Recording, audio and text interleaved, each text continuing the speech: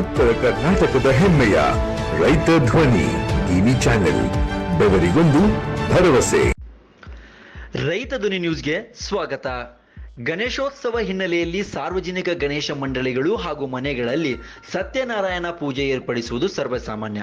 ಆದರೆ ಅಪರಾಧಗಳನ್ನು ತಡೆಯುವ ಸಾರ್ವಜನಿಕರ ರಕ್ಷಣೆಗಾಗಿ ಹಗಲಿರುಳು ಶ್ರಮಿಸುವ ಪೊಲೀಸ್ ಅಧಿಕಾರಿ ಹಾಗೂ ಸಿಬ್ಬಂದಿಗಳಿರುವ ಪೊಲೀಸ್ ಠಾಣೆಯಲ್ಲಿ ಸತ್ಯನಾರಾಯಣ ಪೂಜೆ ನಡೆಸಲಾಗಿದೆ. ವಿಜಯಪುರ ನಗರದ ಆದರ್ಶ ನಗರ ಪೊಲೀಸ್ ಠಾಣೆಯಲ್ಲಿ ಗಣೇಶ ಚತುರ್ಥಿ ಹಿನ್ನೆಲೆಯಲ್ಲಿ ಗಣೇಶ ಮೂರ್ತಿ ಪ್ರತಿಷ್ಠಾಪನೆ ಮಾಡಲಾಗಿದೆ. ಪರಿಸರ ಸ್ನೇಹಿ ಮಣ್ಣಿನ ಗಣೇಶ ಮೂರ್ತಿ ಪ್ರತಿಷ್ಠಾಪಿಸಿ ಪರಿಸರ ಕಾಳಜಿ ಮೆರೆದಿದ್ದಾರೆ. ಇಂದು ಸೋಮವಾರ ಸತ್ಯನಾರಾಯಣ ಪೂಜೆ ನೆರವೇರಿಸಿ ಪ್ರಸಾದದ ರೂಪದಲ್ಲಿ ಭೋಜನ ವಿತರಿಸಲಾಯಿತು.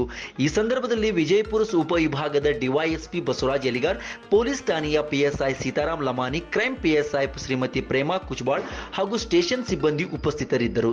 ಸಮಾಜದಲ್ಲಿ ಶಾಂತಿ ಸುವ್ಯವಸ್ಥೆ ಸೌಹಾರ್ದ ನೆಲೆಸಲಿ ಎಂದು ಪ್ರಾರ್ಥಿಸಿದರು.